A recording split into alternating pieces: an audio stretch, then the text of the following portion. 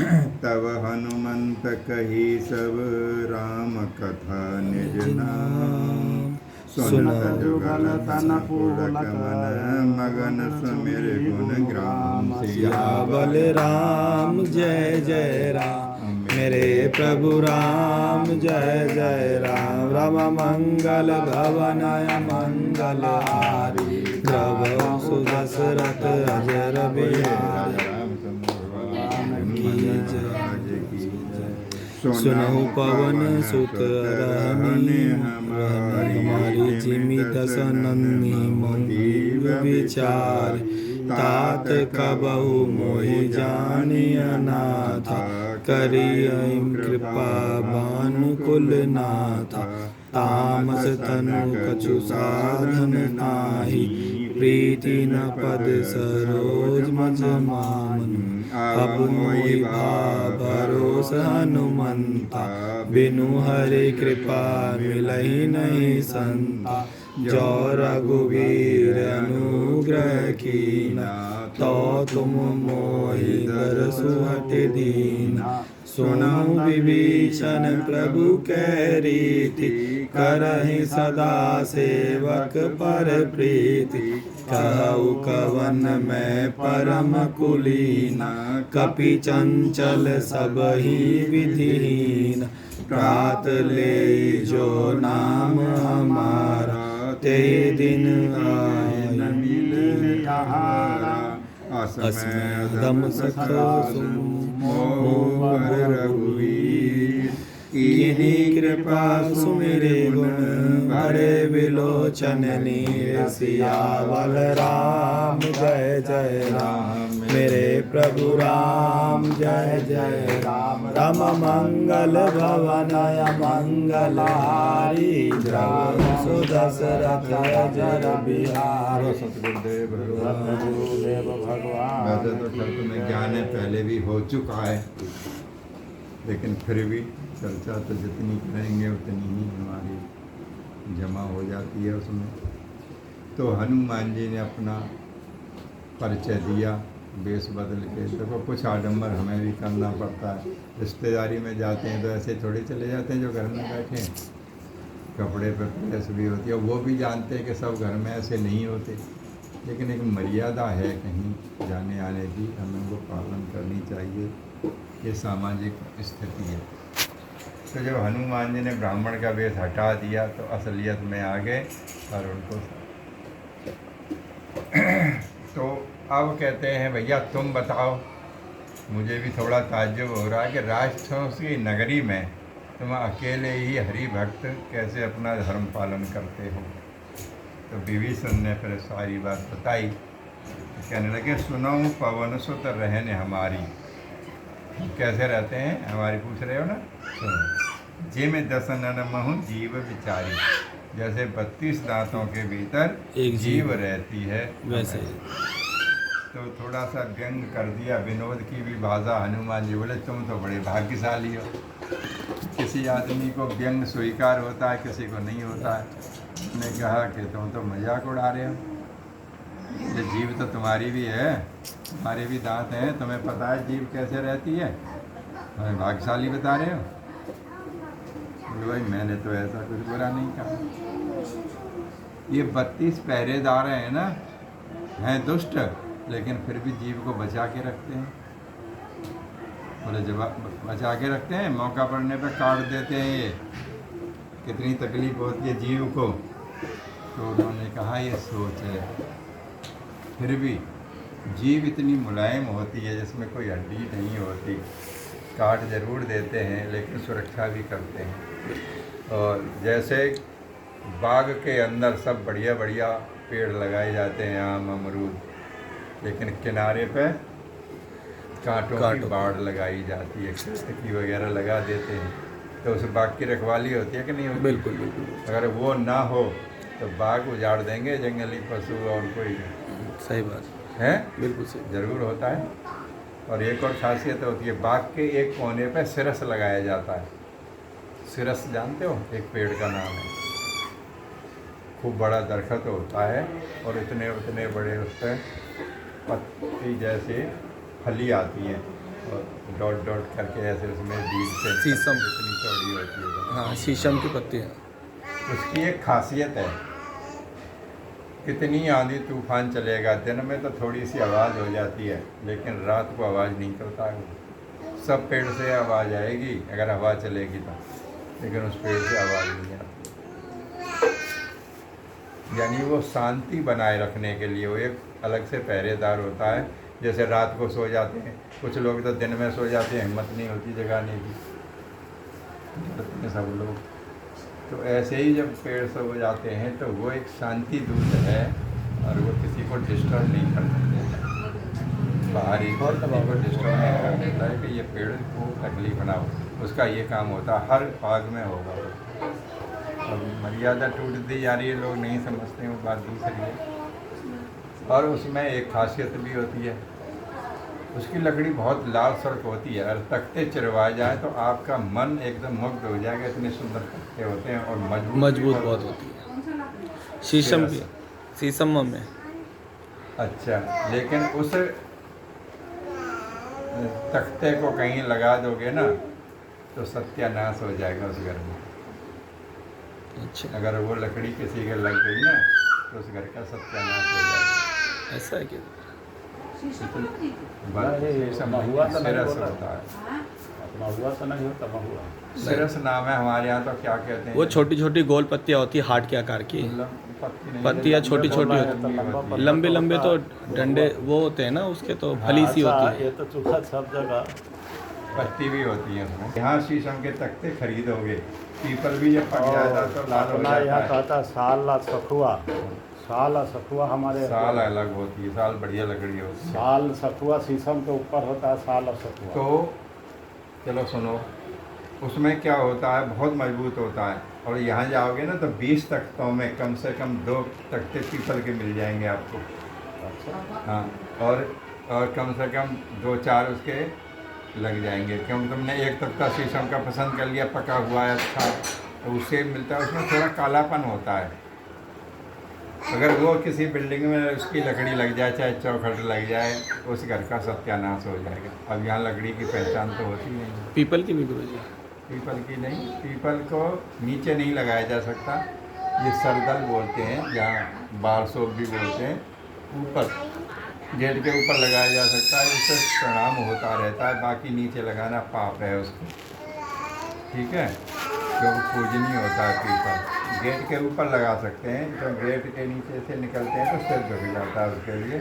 बाकी नीचे अब जैसे किवाड़ है, गंदा पानी पड़ता है, तो वहाँ वो अच्छा नहीं है। और वो लकड़ी कहाँ कामयाबी होती है, केवल एक जाति होती है, तेली, जो तेल पेलते हैं, उस लकड़ी का कोलू बनता है। बहुत मजबूत लकड़ी होती है। कोलू तुमने देखा नहीं होगा तेली का, तुमने नहीं देखा? कैसा? नहीं देखा। हाँ, हमने तो देखा, हमारे तो पड़ोस में ही है। तो सूखा सूखा एक लड़का था, हमारे यहाँ रहता था, तो वो तेली यही हमारे पड़ोस में ही घर है उनका। हमने तो देखा, बहुत मजबूत लकड़ी होती है, और तेल पी के तो इतनी मजबूत है, काली एकदम बहुत सुंदर बन जाती है, मार्बल जैसी। तो तेली का कोलू बन सकता है बस उसका, वो वहाँ शांत रह सकता है, तेली का कुछ नहीं बिगाड़ सकता, बाकी सबका सत्यानाश कर सकता है। तो वैसे तो उसे ईंधन में ही जलाना चाहिए, यूज नहीं करना चाहिए, लेकिन आजकल लालच है, जब ठेकेदार खरीद लेगा तो तख्ते चिरवा के बिकी जाएंगे उसके, तो बहुत महंगे बिकते हैं। तो वो शांति का रूप है। ऐसे ही हमारे ये जीव इतनी सरस और मुलायम होती है, इसके दांत जो हैं ये पहरेदारी का काम। ये दांत ना हो तो जीव कुछ नहीं कर पाएगी।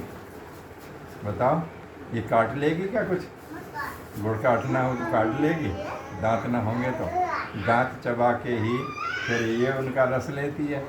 फायदा तो जीव का भी बहुत है, लेकिन फिर भी कभी कभी मौका पड़ने पर ये दांत इसको काट देते हैं, बहुत तकलीफ होती है। लेकिन हनुमान जी ने दांतों की बुराई नहीं की, जीव की बढ़ाई करी। यानी कहने का मतलब है, हमें नेगेटिव सोच नहीं सोचनी चाहिए, पॉजिटिव सोचनी चाहिए। अरे महीने में एक दिन काट भी दी तो क्या फर्क पड़ा, 29 दिन तो हम आराम से रहते हैं। तो उन्होंने कहा तुम बहुत भाग्यशाली हो। चलो, ये पहले भी मैंने सुनाया सकता है। जीभ में एक गुण भी होता है, जीभ आपको पिटवा भी सकती है, जीभ से मित्रता भी हो सकती है। तो उन्होंने कहा कि भाग्यशाली कैसे हैं, ये बताओ। तो भाग्यशाली तुम ऐसे हो, दांत बेशक कभी कभी काट देते हैं, लेकिन जीभ भी उसका भरपूर हिफाजत रखती है, दांतों की भी। एक तिनका अगर आपके दांत में फंस जाए, जीभ के आँख नहीं, जीभ को कहने की ज़रूरत नहीं, वो जीभ आपके उसी दांत पर टिकी रहेगी। जब तक वो तिनका निकल नहीं जाएगा, जीभ हट नहीं सकती है। तो तुमने देखा होगा, नहीं तो करके देख लो। और बार बार आती है, जब तक अपने भाइयों का वो दुख दूर नहीं कर देगी, जीभ वहाँ से हट नहीं सकती। जीभ के अंदर खासियत है, उसे कहना नहीं पड़ता, ऑटोमेटिक है। देखो तो बोले कोई बात नहीं है, तुम जीभ हो ना, ये और ये जो सारे राक्षस हैं ये दांत हैं। ठीक है, फिर भी अगर तुम्हें ज़्यादा ही इनसे एलर्जी है, दुश्मनी है, तो क्या एक दिन का काम है। देखो ये शिक्षा दे रहे हैं भविष्य के लिए, ये टाइम पास नहीं है कि तुम जो है दुरुपयोग कर रहे हो इस बात को। कैसे तुम पूजा पाठ करते हो, बेकार नहीं जाएगी, ये सत्य है। तुम भगवान के भजन करते हो, लेकिन इनसे डरते भी नहीं हो, निभा रहे हो, ये भी सत्य है। अब तुम इन्हें दुश्मन समझ रहे हो, तो इन दुश्मनों को निकाला जा सकता है। अब जैसे दांतों को ही तोड़वाना हो, तो किसी पहलवान को गाली दे दो, गाली कौन देगा? जीभ देगी ना, है? जीभ देगी कि दांत देंगे? जीभ गाली देगी। और पहलवान ऐसे करके मारते हैं ज़्यादातर, और कहते भी हैं 32 दांत बाहर आ जाएंगे एक झापड़ में। गाली दी जीभ ने, तो जीभ पिटनी चाहिए थी, जीभ को काट लेना चाहिए था, लेकिन मुक्का लगते हैं तो जबड़ा तोड़ देते हैं, दांत तोड़ देते हैं। श्री राम छोड़ दे उसको, मत मार। तो दांतों से दुश्मनी मोल ले सकती है। वो कहते हैं तुम भी ऐसा कर सकते हो। ये आगे के लिए सूचना दी उन्होंने, हनुमान जी समझा दिया विभीषण को। तात कवं जान अनाथा करियम कृपा भान कुरुनाथा। अब उनको समझ आ गई विभीषण को, अब मुझे कहना चाहिए था कोई खास आदमी है जो मेरे आगे की भी बात बता रहा है, और मैंने नहीं समझी ये बात। तो उन्होंने कहा कि मैं राक्षसों में रहता हूँ, राक्षस का ही भाई है, यहाँ का राजा, उसी की नौकरी करता हूँ, क्या मुझे अनाथ समझ कर हैं तुम्हारे प्रभु मुझे अपना लेंगे?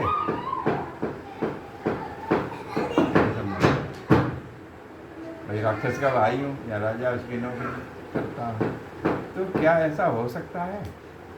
ये तो विभीषण को भी पता थी कि अच्छा नहीं किया, लेकिन उन्होंने अपनी तरफ से नहीं कहा।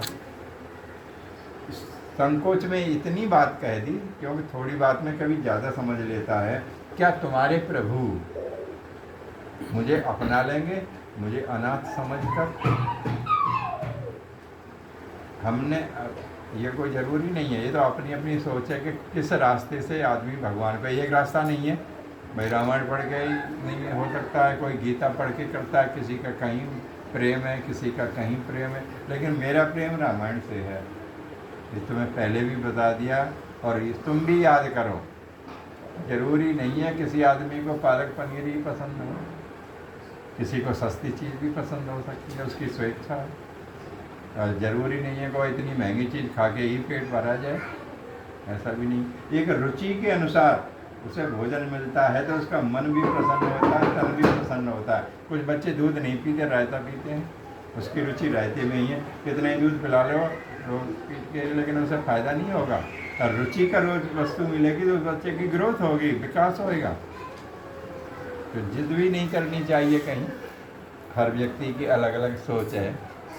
तो हनुमान जी से हम प्रार्थना क्यों कहते हैं, जो कोई आवे। अब सब तो नहीं आएंगे, कोई अड़ोसी पड़ोसी भी नहीं आ, बुलाने से भी नहीं आ सकते। तो ये सबके मुकद्दर का सौदा नहीं है। खुला दरबार है, लेकिन फिर भी कोई जाके राजी नहीं है, कोई पैसा नहीं लगा, मुझे ले ही जाते हैं।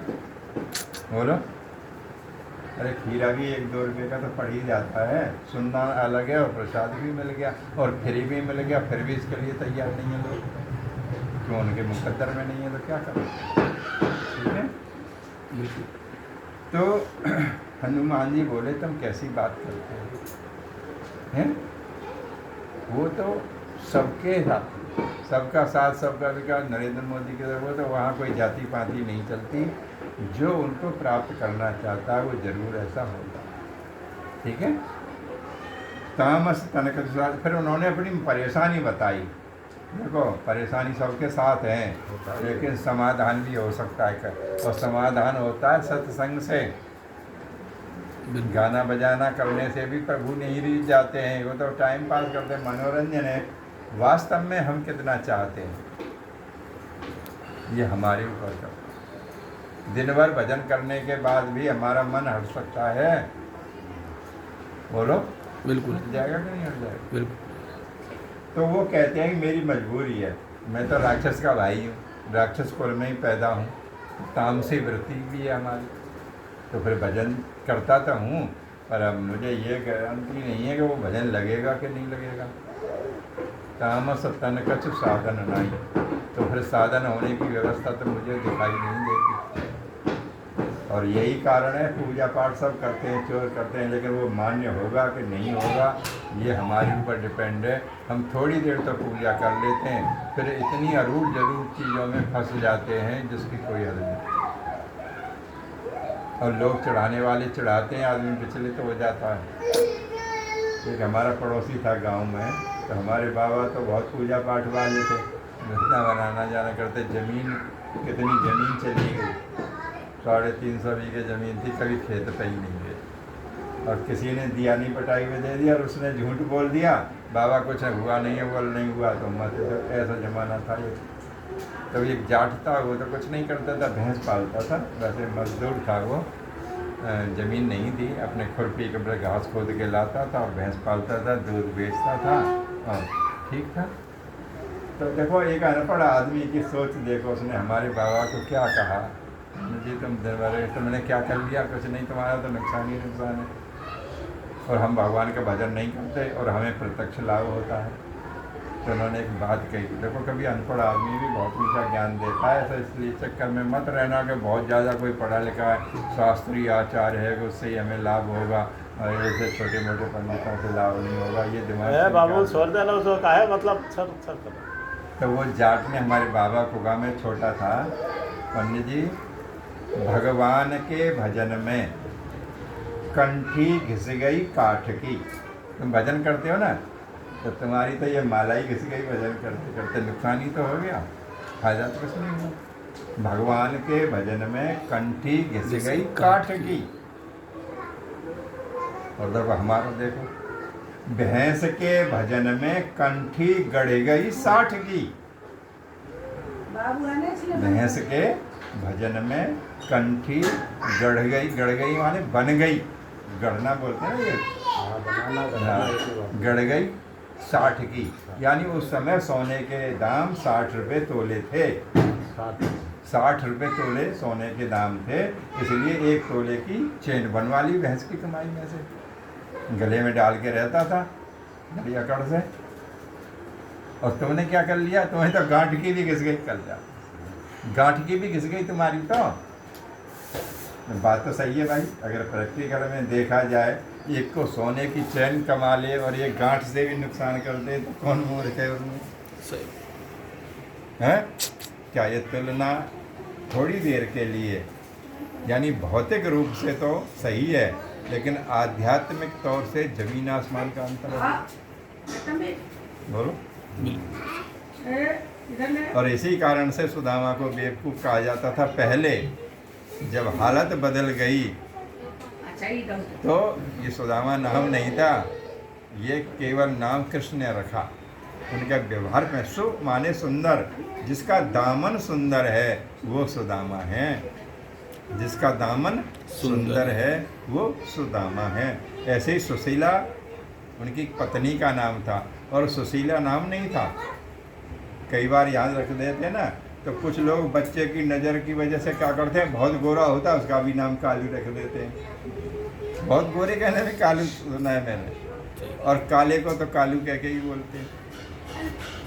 लेकिन गोरे को नज़र न लग जाए तो वो माँ कालू कह के बोलती है।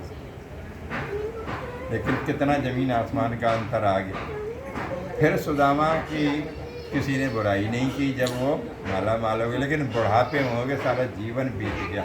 अब इतना तो इंतज़ार कोई करता नहीं है। जैसे लॉकडाउन का इंतज़ार महीना 2 महीना नहीं कर पा रहे हैं, सब डिस्ट्रक्ट बर्बाद हो गए। लेकिन परिणाम क्या हो सकता है भाई, कितनी बड़ी महामारी सब खत्म हो गई तो क्या होगा। तो ये बहुत गहरी सोच इसके ऊपर होती है और हमें वास्तविकता बतानी चाहिए। विभीषण कितना परहेजी था, लेकिन फिर भी कहता है भौतिक रूप से राक्षस था, राक्षस का ही भाई था। तामस तन कछु साधन नहीं, मैं तो तामसी वृत्ति का हूँ और कोई साधन तो बनता नहीं। लगे तो रहते हैं, रामायण पढ़ते हैं, सब कुछ करते हैं, पर यह गारंटी नहीं है कि यह भजन हमारा स्वीकार हो। प्रीति न पद सरोज मन माई,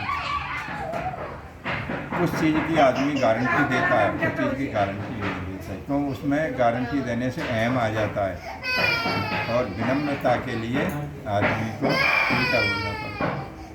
ठीक है, जैसे कोई आदमी कहता है ये घर तुम्हारा, हाँ मेरा, मैंने बनाया, एक तो ये जवाब देते हैं। और जिनमें विनम्रता होती है वो कहते हैं कि ये आपका ही है। ये झूठ बोला ना उसने, क्यों जी, झूठ बोल रहा है ना कि आपका है, और उस झूठ में भी लोग विश्वास कर लेंगे इन्हीं का है। बच्चे देखते हैं ये किसके बच्चे हैं, बोले आपके ही हैं, तो ये झूठ बोला, बच्चे तो तुम्हारे हैं और बता रहे हैं आपके, तो झूठ है। उस झूठ में भी लोग सत्य समझते हैं इन्हीं के बच्चे हैं। तो ऐसा कहने पे विनम्रता आती है। मेहरबानी होती हैं जी, क्या कर लोगे तुम, ये अहम सत्य है और अहम सत्य पतन करता है। झूठ बोला फिर भी लोग सच समझ रहे हैं उसमें, ऐसा होता कि नहीं होता। कहीं विनम्रता आती है। तो एक तो झूठ नहीं बोला विभीषण ने, यहाँ सब कुछ अपनी परिस्थिति बता दी। हमें भी सच बताना चाहिए, ज़्यादा नहीं तो भगवान के सामने तो ज़रूर कहना चाहिए। दुनिया वाले तो नहीं समझ पाएंगे, तो मेरे पास आडम्बर है, तू समझता है, मेरे मन की भी बात समझता है, तन की भी समझता है और धन की भी समझता है, तू तो समझता है ना। इतना कह के तो देख, दुनिया वालों को तो कुछ आडम्बर बना के हम चलते रहेंगे, लेकिन तेरे सामने तो आडम्बर चलेगा भी नहीं। और तू सबकी बात जानता है, तन की भी जानता है, धन की भी जानता है, तो कुछ नहीं चलेगा। तो जैसा हो तू तो अपना लेना। अगर हम इतना भी समर्पण करते हैं तो किसी को जरूर शर्म आएगी। तो जब इतना विश्वास दिलाया, देखो विश्वास दिलाने वाली बात है, और वही गुरु है, वही मित्र है, वही हमारा संबंधी है, जो चाहे लेन देन ना करे, कम से कम बातों से तो रख दे। कुछ लोग बातों से भी किसी का समर्थन नहीं करते, पैसे भी नहीं करते, बातों से भी नहीं हिम्मत लगाते। तो हनुमान जी ने इतना संतोष दिला दिया और एकदम से विभीषण को ऐसा लगा कि जो अंधेरे में था वो उजाले में आ गया। और गारंटी का कोई नहीं, अब देखो विभीषण खुद गारंटी देने लगे। उसे गुरु कहते हैं, उसे मित्र कहते हैं, उसे भाई कहते हैं। और क्या कहते हैं, अब मोई भाव भरोस हनुमंता, बिनु हरि कृपा मिले नहीं संता। अब ये विभीषण को कहना चाहिए, हनुमान जी तुम गारंटी दो, मैं ऐसा हूं तो क्या होगा आप बताओ मेरा, है बिल्कुल। ये तो विभीषण को हनुमान जी से गारंटी लेनी चाहिए थी, मैं ऐसा करता हूं तो बोलो क्या होगा। अब विभीषण खुद गारंटी दे रहे हैं, क्योंकि उनका अंधकार दूर का, अज्ञान दूर कर दिया। और अज्ञान दूर हो जाएगा तो हम अपने को पहचानने लगेंगे। अब मोई भाव भरोसा हनुमंता, बिनु हरि कृपा। हनुमान जी अब मुझे भरोसा हो गया, वास्तव में प्रभु प्रभु होता है और मैं अनाथ नहीं हूँ, मैं सनाथ हूँ। अगर अनाथ होता, वोटर लिस्ट में नाम नहीं होगा तो वोट कैसे डालेंगे। मैं अगर अनाथ होता तो तुम कैसे आ जाते मेरे पास। अब मोय भा भरोस हनुमंता, और बिनु हर कृपा मिले नहीं संता। और हनुमान जी को भी पहचान लिया कि प्रभु के बहुत नज़दीक हैं और हनुमान जी संत भी हैं। और ये फॉर्मूला याद रखो, भगवंत के मिलने से पहले जीवन में एक संत आएगा, और संत नहीं आए तो भगवंत नहीं मिलेगा, चाहे दान कर लो, पुण्य कर लो, कुछ भी कर लो। ये फॉर्मूला है। भगवान के मिलने से पहले किसी संत के दर्शन होंगे, आपको किसी संत की शरणागति लेनी पड़ेगी। जैसे सूरज के निकलने से पहले लालिमा आती है, और दीपक बुझने से पहले, देखो अब ये चल रहा है, अब कितना दीपक, ऐसे फ़ोटो खींच लो, अभी इसका फ़ोटो खींच लो, इसकी लौ कितनी है। जब ये बुझने पे आएगा तो इसकी लौ बहुत बड़ी हो जाएगी, बहुत बड़ी लौ होके चटकता भी और जब बुझेगा। तो जब अब इतना जल रहा है घी होते हुए, जब घी कम हो गया तो इसकी लौ कैसे बढ़ गई? फिर कमी होती जानी चाहिए ना। तो बुझते हुए पे इसकी लौ क्यों बढ़ जाती है? ये करके देख लो, ये तो प्रैक्टिकल सामने है। अभी फ़ोटो खींच लो और बुझने पे आए तो देखो इसकी लौ बढ़ जाएगी, कम से कम दूनी हो जाएगी जब बुझेगा। ये संकेत हैं हमारे जीवन में। और मैंने पहले कहा, संत कोई कपड़ों से नहीं होते, संत स्वभाव से होते हैं। संत स्वभाव से होते हैं, स्वभाव से ही पहचाना जाता है, चाहे उसके वस्त्र कैसे ही हों, रहन सहन कैसा ही हो, कोई भी जाति हो, कोई भी आकार हो सकता है। तो हमें इसको समझना चाहिए। यहाँ हनुमान जी संत हैं और विभीषण को विश्वास हो गया है अपने आप। कितनी बड़ी बात है। विश्वास दूसरे कराते हैं, गारंटी ले, उसी गारंटी कार्ड ले जाओ, हम बैठे हैं ना, और वो गारंटी गलत देता है। बिजली का बल्ब लाए, इस दुकानदार ने नहीं बनाया और गारंटी ये दे रहा है। अरे गारंटी वो दे सकता है जिसने बनाया है, तुमने तो लाके बेच रहे हो, तुम्हारी कैसे गारंटी होगी इसमें? उसको बोल दिया है ना जिसके ऊपर 1 साल की गारंटी है। नहीं, बोल दिया है तो गारंटी कैसे दे देगा? बोल देगा तो उसकी गारंटी कैसे हो गई? वो तो झूठ भी बोल सकता है।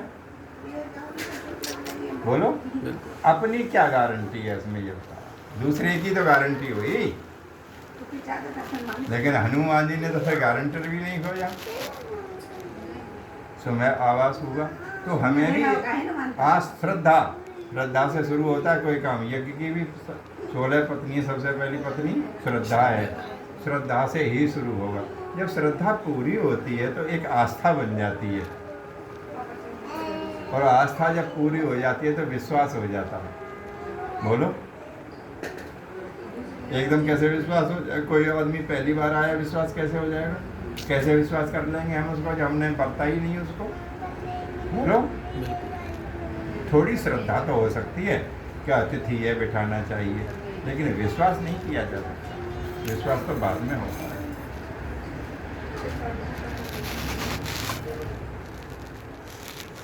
तो जब अंदर से मन मान जाता है तो गारंटर की जरूरत नहीं होती। विभीषण का अंदर से मन मान गया, हमारा भी अंदर से मन मानना चाहिए। और इसमें पड़ोसी अड़ोसी या देखने से कुछ नहीं है कि पंडित जी, मैंने पहले भी कहा है कि अब जितनी हम मेहनत कर रहे हैं मंत्र जाप में, इतनी मेहनत नहीं है। हम तो आराम से बैठ जाएंगे, कौन है तुमसे कहेंगे बाहर बैठो। अब तुम कैसे देख लोगे मैं जप रहा हूँ कि नहीं जप रहा हूँ?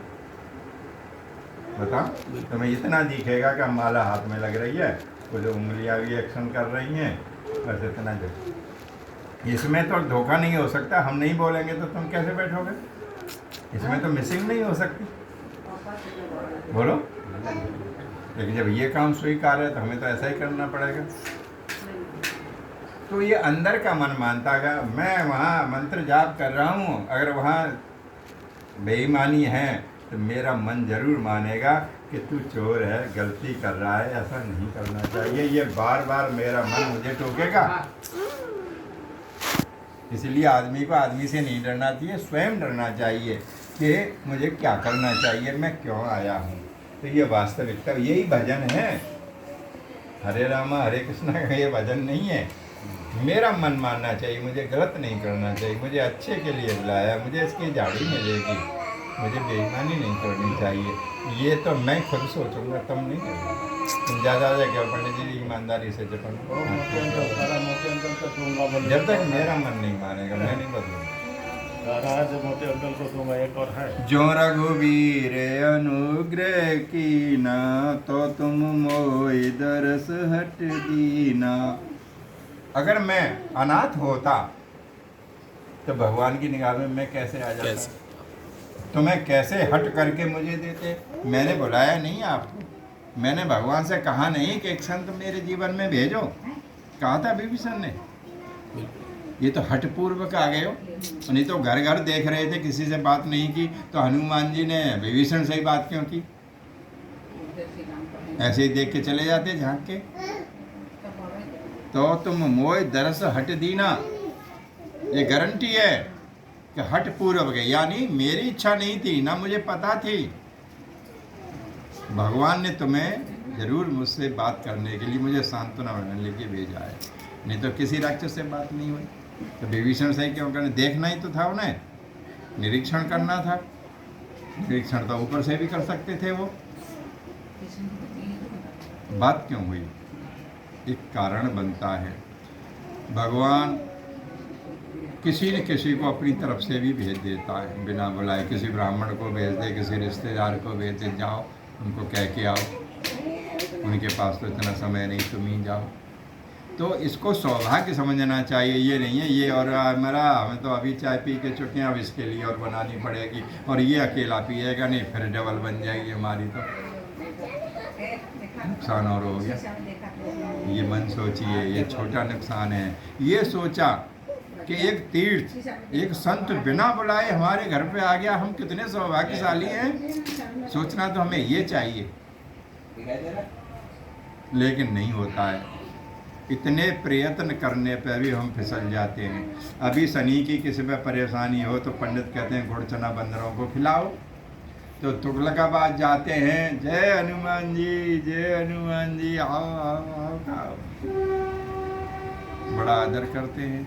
और वही हनुमान जी बिना बुलाए जहाँ आ जाए तो लोग क्या कहते हैं, ला रे बांस ला, ला बांस, हो जाएगा, ले जाएगा बिलास, ले जाएगा बांस ला। अब बताइए, वहाँ गए थे तो हनुमान जी देख रहे थे, और घर पे बेचारा बिना बुलाए तीर्थ आ जाए, देवता आ जाए, उसके लिए विचार बदल गए, बांस ला उसके लिए। इसीलिए इसका सेम मुहावरा है, दूर के ढोल सुहावने। ढोल दूसरी गली में तो बड़े अच्छे लगे हैं, लेकिन जब अपने यहाँ कहा, अरे यार ये तो रोजाना इनका नाटक है। बोलो भैया, सही बात है। बहुत गहरी बात है। भक्ति करना मजाक भी नहीं है, लेकिन तुल जाए आदमी, सोच ले तो बहुत बड़ी बात नहीं है, फिर सहारा मिलता है। सुनो, अब सुनो शब्द आता है। सुनो कब आता है? जब हमें शंका होती है। अब यहाँ विभीषण की कोई बात